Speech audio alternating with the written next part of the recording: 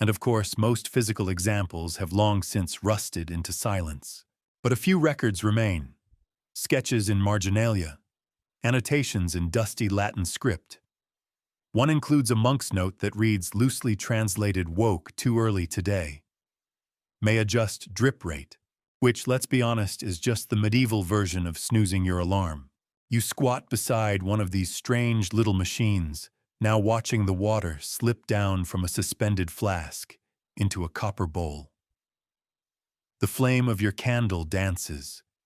The air is cool on your neck. Drip, drip. You think this is a prayer in liquid form, because the entire contraption is built on trust. Trust that the water will flow. Trust that the bell will ring. Trust that you'll wake up when you need to, even when the moon is still full in the sky, and your body is dreaming of warm bread and fewer responsibilities. You rise pad quietly down the corridor and peer into the chapel. It's dim, but not lifeless. One brother is already at the lectern, his voice a steady murmur like the sound of wind brushing over barley fields. This too is timekeeping, not with clocks or charts or schedules, but with rhythm, with song. The hours of prayer, called the divine office or liturgy of the hours, were the heartbeat of monastic life. Prime, terce, sext, none, vespers, compline, matins, lauds, each a note in the grand symphony of the day. And the alarm, it wasn't just a bell. It was a baton, a signal to raise voices, to remember why they were here in the first place, to slip quietly into their role as caretakers of the world's silence. Because while kings made laws, and knights clanged swords, and peasants tilled fields, monks listened. Not for news or gossip or grain prices, but for something older. The voice of time itself. You return to the cot, the water almost halfway down now. Drip, drip. This little device is one of the earliest signs that people didn't just want to mark time, they wanted to shape it. To bend it gently toward purpose. Not domination, not productivity, just presence. You imagine one of the brothers, the inventor, perhaps watching the candlelight glint off the copper edge of the bowl, thinking, let's make waking sacred. It's such a human thing. Even now we set alarms, not just to wake, but to begin again. To say, here is when I rise.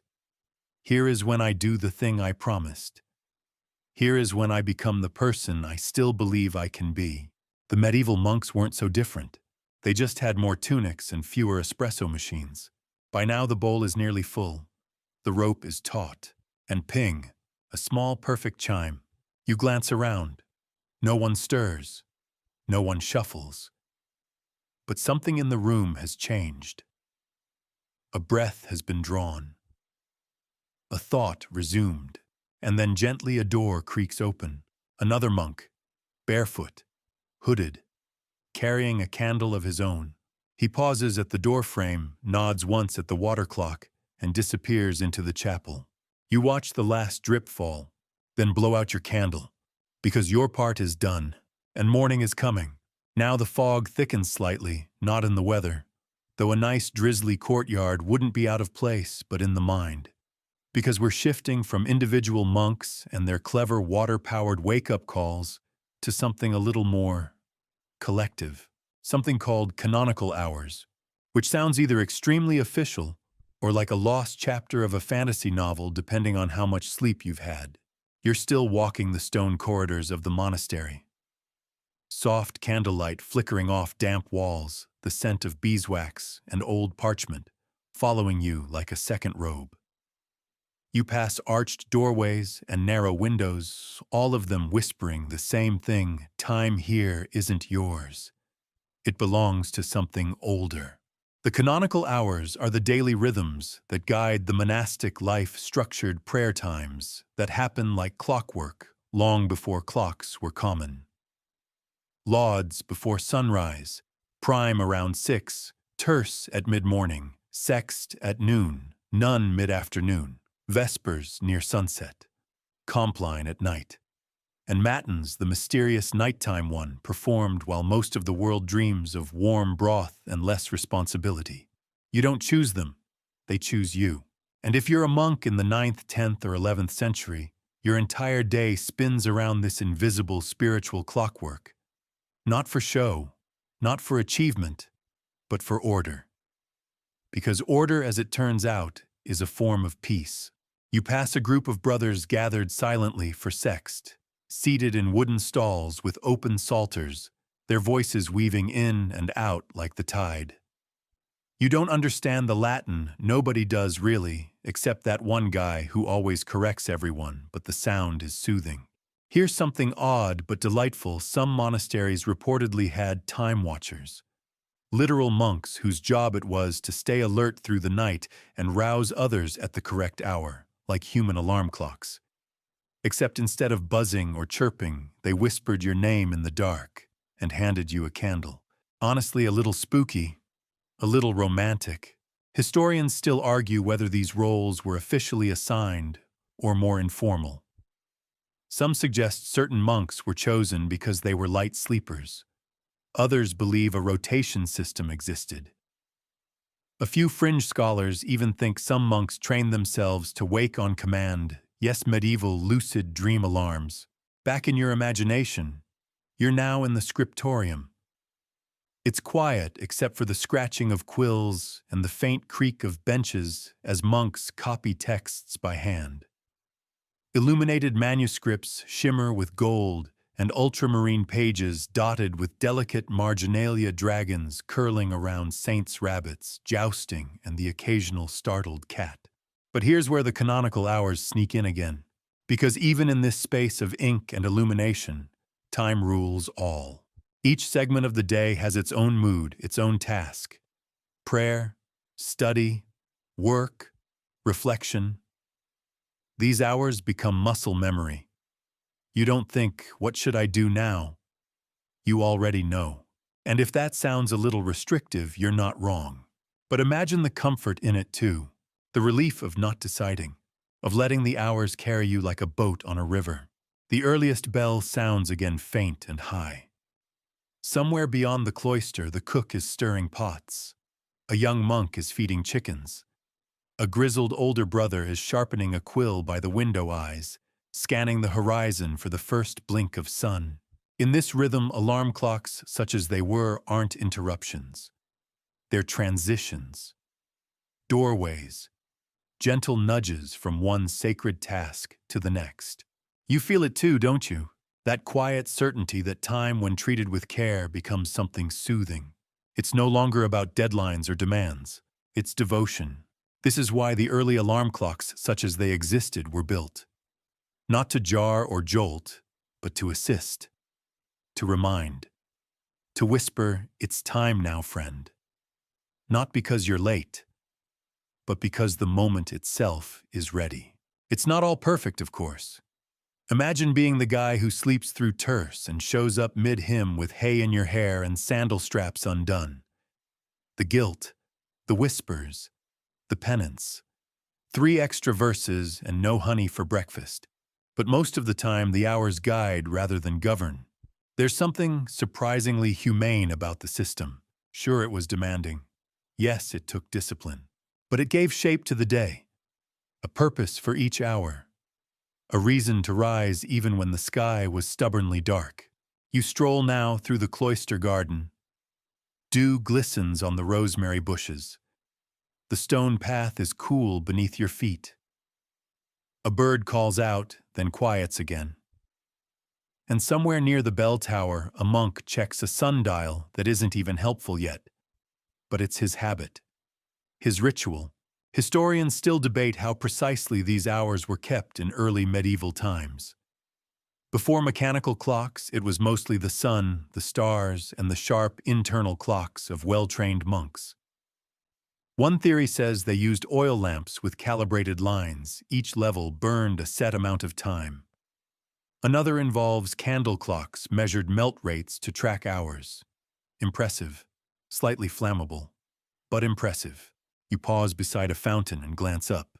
The Abbey Bell Tower rises above you, solid and serene. You've already learned about those early gear-driven giants. But in a way, you realize the bells and the monks shared the same mission. They weren't just about marking time. They were about making it sacred, giving each moment a purpose. You walk back through the cloisters, the shadows shifting with the sun. You pass the water clock again. The copper bowl is empty now, the last drip having fallen hours ago. But still its rhythm lingers, like the pulse of a memory. And you understand now that these alarm systems weren't just tools. They were testaments. Quiet humming promises that time could be something more than passing. It could be present, and that might be the sleepiest thought of all. So now you know why monks invented alarm clocks. But that's not really the whole story, is it? Because the next question is, what happened? When those bells, those bowls, those carefully whispered wake-up calls started drifting beyond the cloisters. You stretch your legs, still walking the imaginary cloister garden, where lavender lines the stone paths and bees hum like distant chants. But now we take a quiet step outside the monastery gates into towns, cities, and courts, where time begins to change shape. You're in 14th century Milan. It's morning. The market's setting up, smells of warm goat cheese and fresh bread tumble through narrow alleys. Vendors shout greetings to each other. The city buzzes, but something is different. High above on a tower built to impress both peasants and visiting diplomats, a clock begins to chime. Not a bell rung by hand, but a mechanical wonder. This, in the broader sweep of things, is where the monastic idea of measured time starts slipping its sandals and pulling on traveling boots. Because someone somewhere, likely a monk-trained craftsman, decided time needed gears. Not just prayers, but metal springs and regulation. This leads you to one of history's more underappreciated devices, the verge escapement. Yes, it sounds like a very medieval insult.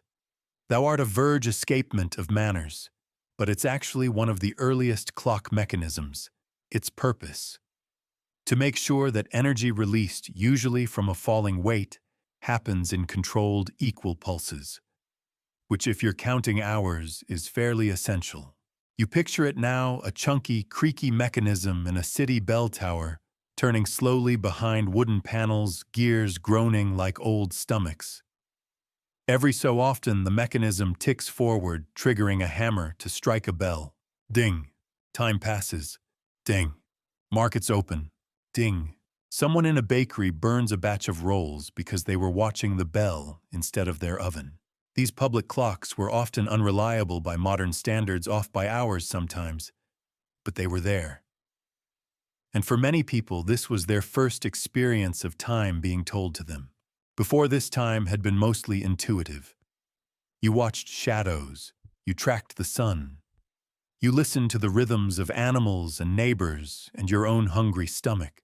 Now the bell told you it is time. Historians still argue whether these early clocks were primarily civic statements or practical tools. Some say they were status symbols, cities flaunting their modernity like a jewel in a crown. Others argue they were built to support increasingly complex societies, marketplaces with official open hours, courts with scheduled sessions, laborers with shift rotations. There's a record from 1336 in Milan, the same Milan you're standing in right now, listening to the bell, describing one of the first mechanical clocks installed in a civic tower. No minute hand yet. Just the slow, dependable rhythm of hourly chimes, but still an alarm clock for a whole city. Not a whisper in a monk's ear anymore. A proclamation to the people. Now you wander through Florence, then London, then Bruges. Everywhere these great town clocks begin to appear, their mechanisms becoming more refined, their maintenance the pride of skilled clockmakers. And as cities grow noisier, time becomes louder. You glance back over your shoulder, your mind's eye drifting, back to the monastery, where the bell still tolls. But it feels softer now, not diminished, just joined. Because something curious happens when monastic time becomes public time. It becomes standardized. No longer does one monk light a candle and count its melt. Now you have merchants adjusting their scales based on hourly chimes. Bakers rising not with the sun, but with the striking of the sixth bell. And eventually work hours, labor laws, train schedules, factory shifts, school bells. Time becomes regimented, predictable, shared. It becomes not just sacred, but economic. And that's both fascinating and, well, a little stressful. Let's step out of the cities for a moment. Let the fog settle again. You find yourself in a small village. There's a church bell here, of course, rung by hand, usually by someone who still eats breakfast by sunlight, not schedule. The villagers still track time by events, sunrise, midday, evening chores. But they've heard of mechanical clocks, maybe even seen one once on a trip to the nearest town. One day a traveling monk visits. He hears no bell in the village, so he tells them how to build a basic water clock. A child helps him fill the bowl. They mark the drips, count the time. Soon someone starts setting up bread deliveries based on the fourth drip. Someone else times sheep herding. The blacksmith tries to use it to perfect the timing of a horseshoe heat. It doesn't always work, but it feels like something is shifting. Because once you teach someone to watch time, they never stop. Historians still debate whether this shift from natural time to mechanical time helped or harmed daily life. Some say it improved productivity and order. Others argue it distanced people from the natural rhythms that had governed them for millennia. You're sitting on a mossy stone beside the village well, hands damp from gathering water, listening to the faint tick of a candle clock nearby. You think maybe both are true. Maybe progress always leaves something behind. But maybe it gives us new ways to connect too. After all, what's a clock if not a kind of language? A shared rhythm, a beat we dance to together even if we sometimes trip. You smile, still imagining that village, the drifting scent of yeast and smoke in the air, someone in the distance calling out the time not from a clock, but from habit. It's near the third drip, they shout. You don't correct them. You just stand and head back to the monastery in your mind. Because it's nearly matins, and the bell's about to ring. You arrive just in time for matins. The bell hasn't rung yet, but the hush before it does is almost better than the sound itself. It's like the whole abbey is holding its breath, and you with it. You walk the long hallway lit by oil lamps and morning chill. The stone floor is cold underfoot. You can feel the centuries here not as dust, but as rhythm. Footsteps worn into flagstones. Voices smoothed into silence. The bell finally chimes. Not a grand gong. Just a small, deliberate note struck with purpose. The kind of sound that says, it's time. Monks begin to gather robes, swishing softly. You blend in not by appearance, but by intention. Everyone here moves the same way. Not rushed, not idle. Like they're being tugged gently forward by something deeper than urgency. It's not just prayer, it's the rule. You've heard about it already, remember Benedict. That 6th century monk who gave this whole place its tempo. His rule is still the metronome behind everything. And right now it says, wake, pray, praise. You do, and then, as the last syllables of the chant dissolve into cool air, you return to the cloister walk. Not to wander, but to investigate something. Because you've been wondering, what else did monks do to wake up, stay on time, or track the day aside from bells and candle clocks? Turns out quite a bit. You pass by the scriptorium, where a young monk is checking the angle of sunlight with a bronze rod. You raise an eyebrow. He shrugs. Sometimes the candles cheat, he says. But the sun never lies. That's one method, sundials, used mostly in the courtyard, mounted on walls or carved into stone benches. They let monks get a rough sense of time by the length and angle of the shadow. Of course, they were useless on rainy days. And at night. Still, for centuries, monks kept a whole toolkit of low-tech timekeepers. Some had nocturnals devices that let them estimate the hour based on the position of stars. Others used water clocks, more advanced versions than you'd think, with mechanisms that made tiny levers drop beads into bowls at specific intervals. Each plonk marked a passing portion of time. Historians still argue whether these devices were ever widespread in monasteries or reserved for more scholarly centers like Monte Cassino or Cluny. Some manuscripts mention them in meticulous detail, others ignore them entirely. But what's certain, the monks tried everything. They needed to, because they weren't tracking time out of vanity. They were living time, praying in it. Eating, working, washing, chanting, resting, all within a sacred structure. And the more accurate their timekeeping, the better they could serve that rhythm. You sit again beneath a small alcove where an hourglass rests.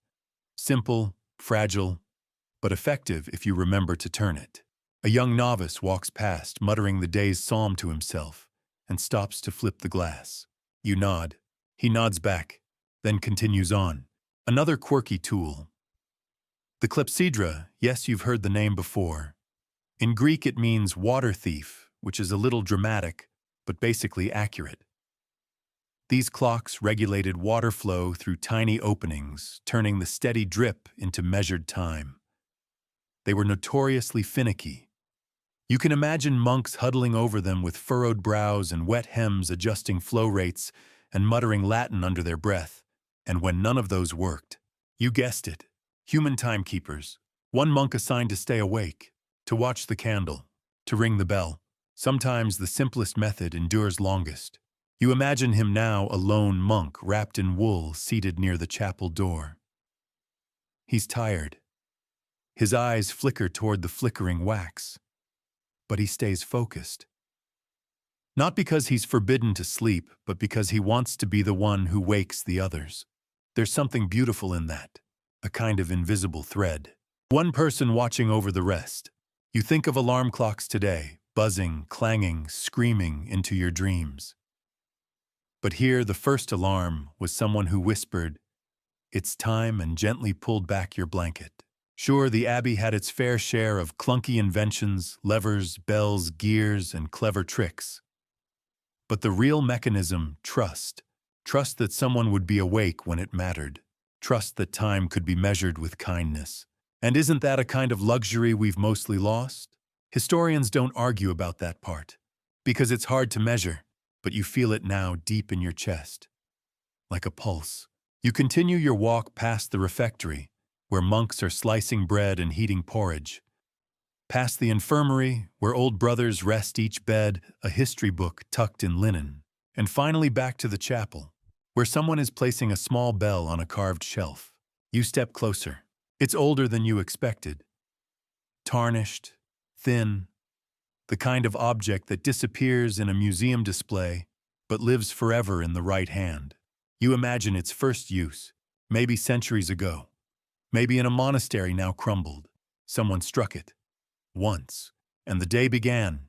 No snooze button, no blinking numbers. Just one clear note, calling you to begin, calling you to rise. You take that thought with you as you return to your cell, a narrow room with thick walls and a small window. You lie back on your pallet and let the image settle. A bell, a candle, a quiet footstep down the corridor. Because sometimes the best alarm clock isn't a sound. It's a rhythm. One you learn so deeply you wake before it calls. You sleep lightly that night, not out of restlessness, but because the rhythm has worked its way into you. You've eaten when the monks ate, walked when they walked, watched the candle stub shrink into itself, and felt time soften at the edges. And now you stir just before lauds, before the dawn bell calls the abbey to its early praise. You lie there a while listening, the faint shuffle of sandals in the corridor, a bird outside the high window trying its best to be first, the oven bricks cooling in the kitchen below. The old stone monastery is wrapped in mist and memory, and you tucked into its rhythm feel no urge to rush. Because the clock here isn't in the tower or on the shelf. It's in the air. You finally rise, robes loose around your shoulders, and walk toward the cloister garden. The mist hangs low, brushing against the waist-high hedges like a cat. You reach the center fountain, a modest thing carved from stone always damp and echoing. You pause, close your eyes, and hear it. Drip, drip, drip. A water clock of sorts. Nature's version. The fountain becomes a kind of metronome as the day stretches awake, one drop at a time. It's here that Brother Severus finds you. He's one of the elders, the kind who knows everything but never says more than needed. He hands you a folded cloth. Inside is a note and a small wooden token shaped like a bell. The note reads, "When you leave, take the rhythm with you." No signature, doesn't need one. You glance up and he's already gone, just like monks do. You turn the token in your hand. Simple, unfinished. The shape slightly uneven as if carved in thought, not haste. You tuck it into your sleeve. Later during the meal, a young monk taps your elbow and asks if you've seen the sundial repair instructions. You blink. There are instructions. He grins. Written by a monk who thought the sun was lazy. You laugh into your soup, because of course there are. You remember now sun clocks, those elegant relics etched into monastery walls. Beautiful. Accurate-ish. Totally useless on cloudy days. Still, every abbey had one. Some even had portable sundials designed to be worn on a chain like medieval time bling. Historians still argue whether these were functional or just symbolic, a reminder to live by the light, not just measure it. Either way, monks carried them like holy compasses. One scholar wrote that sundials were not to know the time, but to know when to stop. You like that. Sometimes the clock doesn't tell you to act, it tells you to pause. The next morning, the wind shifts. Not a storm, just change. You help clean the candle shelf, carefully removing stubby leftovers of wax that once measured matins, lauds, vespers. You try to guess which candle burned the most steadily, which sputtered out on a drafty night, which flame flickered during a particularly moving chant. Each one feels like a page in a diary. Gaius would love that metaphor. Too bad he's still chewing on last night's barley loaf somewhere in the kitchens of time. You pluck a spent candle and find at the base a piece of thread embedded in the wax. Not string. Woven. You frown. One of the brothers walks by and says, "Ah." Threadwick. Used when the wax was too soft for standard ones. Holds better flame. You nod. Didn't know that. He smiles. Monks know a lot about holding flame. You carry that image with you as you return to your writing desk, because yes, you're writing now. You've started copying some of the Abbey's older texts, not because you're told to, but because it feels like the right way to anchor this experience. Your fingers trace letters that someone else wrote centuries ago. Not printed, not typed. Hand-drawn curves, imperfect, alive. The script isn't just about information, it's about presence. Every A leans a little differently. Every S has its own mood. You imagine the scribe now hunched, tired, maybe hungry, but utterly focused. Because what they wrote wasn't just for now, it was for someone like you long after. Like an alarm for the future. Historians still argue whether monastic scriptoria were meant purely for religious preservation, or whether they were also quietly political, keeping cultural memory alive in turbulent times. After all, when empires fall, parchment survives. You think it can be both. You take a break, wander back to the spiral path. The flower lines are faint now, smudged by sandals and sweeping robes. But the spiral's still there. You step into it barefoot this time. It's cool, steady, inviting, not dramatic, just there. Like the hours, like the days, like the monks who came before and whispered the time into the walls. You reach the center, stand, then walk back out. The rhythm holds you even when you leave it. That night the bell rings again, soft, steady, purposeful. You don't need to be told what time it is. You feel it. One of the younger monks sidles up beside you and asks, "Do you think the first clockmakers knew they were changing the world?" You shrug. "I think they were just trying to wake up on time." He smiles. "Good reason." You nod. "Great reason." Because time isn't just about alarms. It's about reminders. To pause. To begin. To live the day like it matters. Even when it's raining.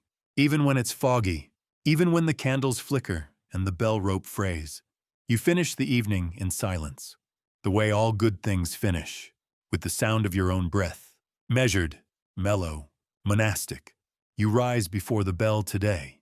No great miracle, just a soft awareness that time is shifting again. The room holds the same shadows, but your body knows the rhythm now. The way you know when bread is done by the scent instead of the timer, or when tea is ready by how the steam curls. It's still dark, but you move through the cloister like you belong, because you do, and there's something waiting. You slip into the scriptorium before the others arrive.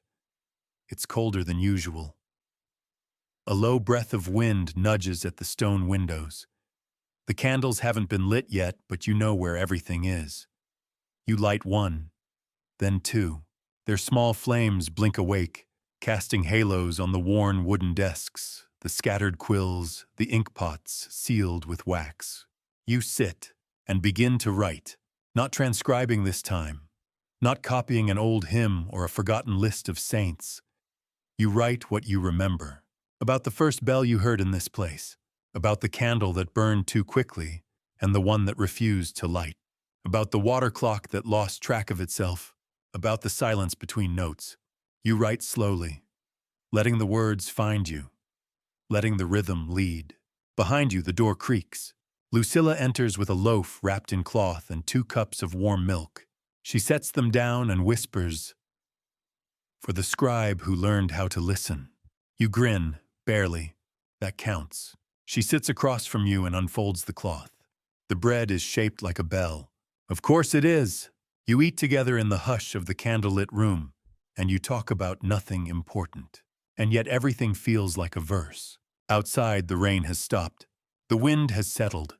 Even the sun is hesitant, as if waiting for permission to rise. Lucilla eventually leans back, hands behind her head, and says, "So, why did they invent alarm clocks again?" You blink, then laugh. Because after all this, it's still a good question. The monks didn't do it for productivity. Not really.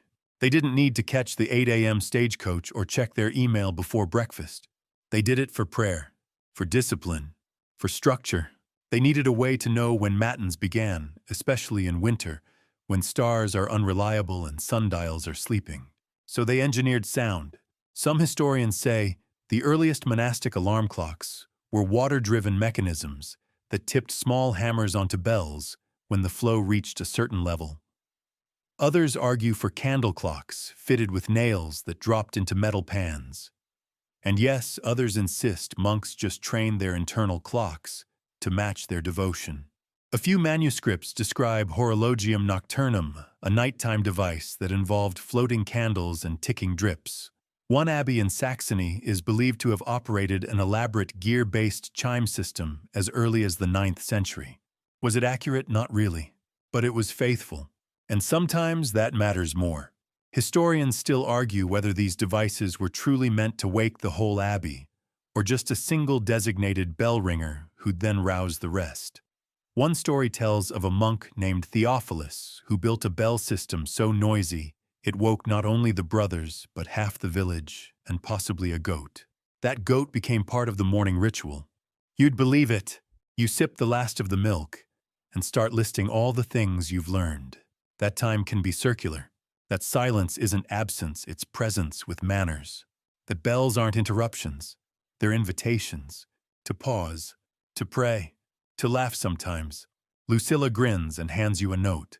"I made a list," she says. "Things alarm clocks can't do." You read it? Bake bread. Change their mind. Know when not to ring. Hug anyone. Smell like cinnamon. Keep secrets. Whisper poems. You nod. Fair list. She adds, also they don't age well. Neither do some loaves. But both serve their purpose in the right moment. The rest of the day moves gently. You help rearrange the garden tiles. A few are cracked. A few are mossy. Corvinus jokes about turning one into a sundial. You all pause. Think about it. Then decide it's too much effort. Better to watch the clouds. Evening comes. The sky turns amber. The candlelight stretches long shadows across the stone floor. And then, just before Vespers, the abbey's bell rings with a warmth you've never quite noticed before. It doesn't shout. It sings. One perfect note, calling not just for prayer but for pause. You join the others in the chapel. Sit on the edge of the pew. Let the echo wrap around your shoulders like a shawl. And for a long time, no one says anything. They don't have to. The silence is full of memory, of mornings that began too early, of bells that rang too late, of loaves shaped like seasons, of hours measured in breath. And as the final note fades, you think, monks didn't invent alarm clocks to startle anyone awake. They built them to remind the soul how to begin again, gently, repeatedly, faithfully, like the sound of water dripping into a basin, like the tick of candle wax slipping onto tin, like the hush between footsteps in a spiral path. You walk back through the cloister, slow and sure. The sky above holds stars now, and the bell rope sways once in the breeze. You place your hand on the warm stone of the doorway and murmur, "I'll remember." Because time here wasn't counted. It was shared. You lie awake longer tonight, not from restlessness, but because you want to hold on to this feeling just a little longer, like the tail end of a candle's scent after it's been snuffed out. There's a quiet in your bones now, not heavy, just calm. Familiar. Like the last page of a story that's already started becoming memory before you've closed the book. You watch the shadows shift across the stone ceiling. The wind outside hums softly, rattling a shutter down the hall. It's not unpleasant, just weather checking in. The bell rope still hangs in the chapel, still swaying slightly from earlier. You can't see it from here, but you know. It always does. You think about tomorrow, about not waking to a bell, not needing to kneel on cold stone before your muscles remember how to move, not counting hours in ink and incense, and yet missing it already. Because despite the discomfort, the rituals, the cracked bread crusts, and candle wax scars, you found something here. Or maybe it found you. It started with a question. Why did monks invent alarm clocks? But it became more than that.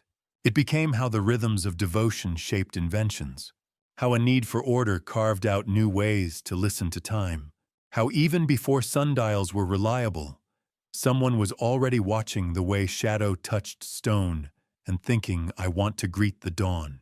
And so they did. They built systems of sound. Drips, bells, ticks, flames, knocks. Not just to rise, but to remember why rising mattered. Not just to pray, but to feel time in the hands. And maybe that's what drew you in all along. Not the history, not the facts, but the sensation of a day that isn't chaste, but invited. Of waking not to urgency, but intention. Lucilla's whistle lies near the window, still dusty from the reed market. Corvinus tucked his cube-shaped bread into a cloth and declared it proof of possibility.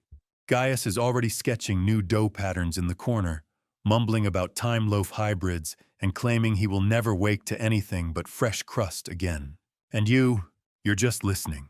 To the way the oven cools, to the echo of the last bell, to the silence that follows, not empty, not forgotten, but full. Full of candles melted to memory, of flour dust still clinging to sleeves, of names etched faintly in crust. This you realize is the answer. Monks didn't invent alarm clocks for convenience. They did it for continuity, to keep the song going, to hold the thread of morning through even the darkest night. You smile. You pull the blanket higher,